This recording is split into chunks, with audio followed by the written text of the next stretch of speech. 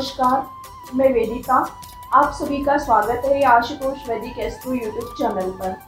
आज हम पंचमहापुरुष योग क्या होते हैं इस बारे में आचार्य जी के साथ विस्तार से चर्चा करेंगे। नमस्ते आचार्य जी। नमस्ते आचार्य जी, पंचमहापुरुष योग क्या होते हैं और इसका ज्योतिष में महत्व क्या है? पंचमहापुरुष योग ज्योतिष के कई महत्वपूर्ण योगों में से बनने वाले 5 अत्यंत महत्वपूर्ण योग हैं। सर्वप्रथम इन पंचमहापुरुष योगों के बारे में बताने से पूर्व मैं आपको स्पष्ट कर रहा हूं कि सूर्य और चंद्रमा इन दोनों ग्रहों को इन पंचमहापुरुष योगों में शामिल नहीं किया गया। सर्वप्रथम लेते हैं हम मंगल को। किसी भी जातक की कुंडली में मंगल यदि अपनी स्वयं की राशि मेष और वृश्चिक या मंगल की उच्च राशि मकर में केंद्र में बैठा हो, अर्थात मंगल केंद्र में first house, fourth house, seventh house या 10th हाउस में कहीं पर भी बैठा हो और उसकी खुद की राशि मेष, वृश्चिक और उसकी उच्च राशि मकर में बैठा हो, तो यह पंच महापुरुष योगों में से पहला योग रोचक योग कहलाता है। ऐसे व्यक्ति जीवन में बिना किसी विशेष प्रयास के अचल संपत्ति और कई तरह के सुख का भोग करते हैं। ऐसा व्यक्ति जीवन में अगर प्रॉपर्टी से रिलेटेड कोई कार्य करता है तो उसको बहुत लाभ मिलता है और ये लोग काफ़ी साहसी प्रवृत्ति के भी होते हैं। अब दूसरा योग जो बनता है वह बनता है बुध से। जब किसी भी व्यक्ति की कुंडली में बुध अपनी स्वयं की राशि अर्थात मिथुन और कन्या,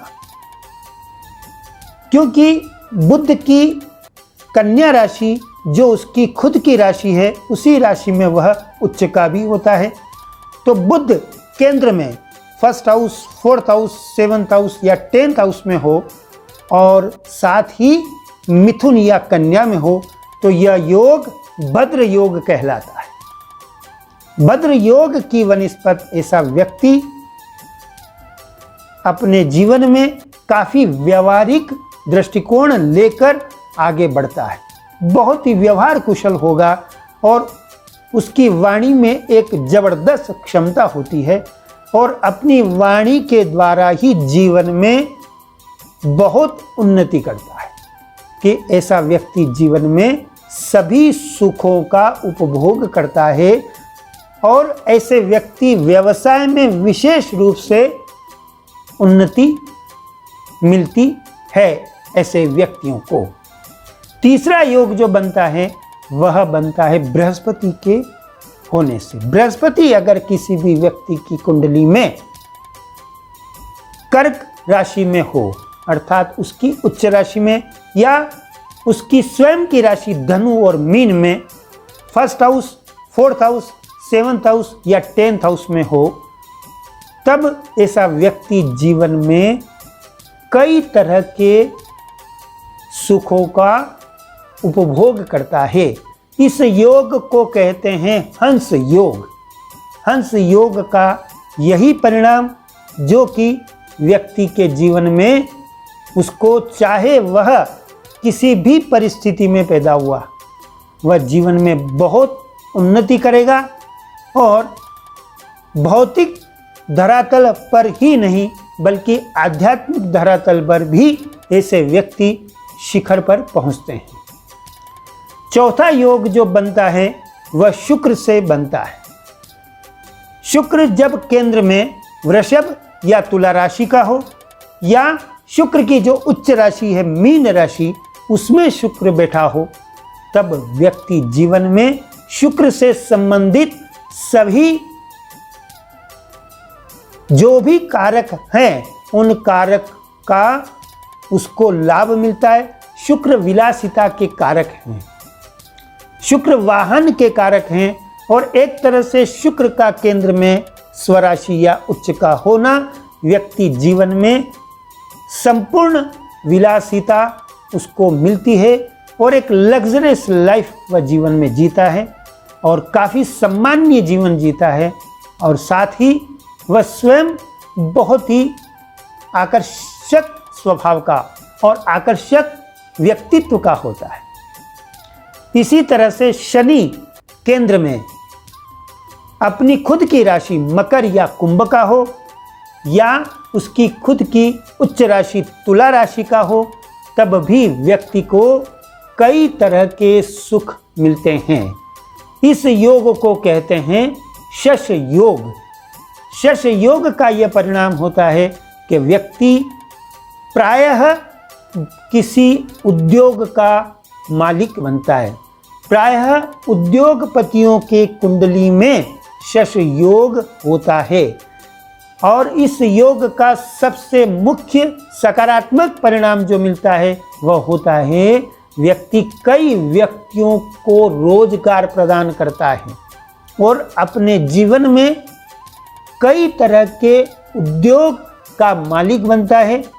और वह सबसे एक और मुख्य बात, अगर ऐसा व्यक्ति जीवन में राजनीति में विशेष रूप से उसको लाभ मिलता है। प्रायः राजनीति में सफलता के लिए इस योग का बहुत महत्वपूर्ण योगदान रहता है।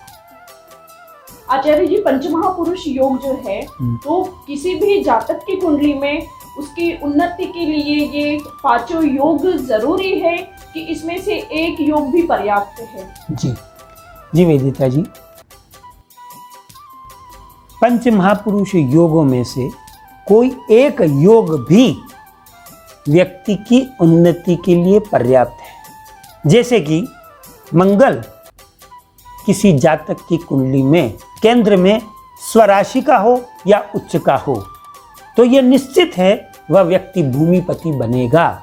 वह व्यक्ति समाज में अपनी एक व्यक्तिगत पहचान बना लेगा। अब इसके अतिरिक्त चाहे केंद्र में बुध है नहीं है, शुक्र केंद्र में है नहीं है, बुध बृहस्पति केंद्र में है नहीं है, शनि केंद्र में है नहीं है, उससे कोई फर्क नहीं पड़ता है। केवल एक योग भी जातक को उन्नति के शिखर पर ले जाता है। अब ग्रह की प्रकृति के अनुसार जातक की उन्नति होती है। मंगल के लिए जैसे मैंने कहा कि व्यक्ति को मंगल भूमिपति बना देगा। बुध जो कि भद्र योग बना रहा है वह व्यक्ति को व्यापार में उन्नति दे देगा। गुरु जो कि हंस योग बन रहा है तो गुरु ज्ञान के कारण व्यक्ति की उन्नति होगी। और शुक्र जो कि मालव्य योग बनाता है वह व्यक्ति जीवन में ग्लैमर लाइन में उन्नति करेगा। शनि केंद्र में अगर बैठ गया जो कि शश योग बनता है तो व्यक्ति व्यापार और उद्योग में अपनी एक व्यक्तिगत पहचान बना लेगा। तो ऐसा कुछ भी नहीं है वेदिता जी कि कोई पांचों योगों में से केवल एक योग ही पर्याप्त होगा। केवल ग्रह की जो प्रकृति है उस प्रकृति के अनुसार व्यक्ति जीवन में उन्नति कर लेता है। आचार्य जी आपका बहुत बहुत धन्यवाद।